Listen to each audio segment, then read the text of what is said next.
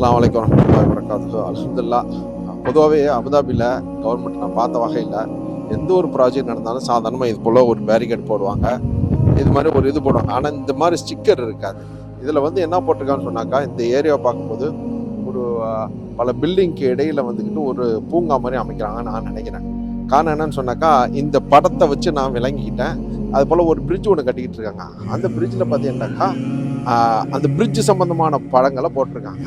So நம்ம பார்க்கும்போது இது என்ன தெரியுதுனாக்கா, இந்த இன்னும் கொஞ்சம் நாளில் வந்துட்டு பூங்கா வந்துடும். முன்னெல்லாம் டேட்லாம் போட மாட்டாங்க, எல்லாம் ஓப்பனாக இருக்கும். இப்போ பார்த்தீங்கன்னாக்கா இந்த டேட்டை பார்த்தீங்கன்னா கரெக்டாக போட்டிருக்காங்க. 2024 construction will be completed on July 24. அது போல் ஒரு அற்புதமாக ஒரு பில்டிங் இடையில ரொம்ப அற்புதமாக ஒரு ப்ராஜெக்ட் வச்சுருக்காங்க. இது போல் ஏகப்பட்ட ப்ராஜெக்ட் அபுதாபியில் போயிட்டுருக்கு. நீங்கள் அதெல்லாம் பார்த்தீங்கன்னாக்கா ரொம்ப சந்தோஷமாக இருக்குது. ஒரு விஷயத்தை கரெக்டாக டேட்டை சொல்லி அந்த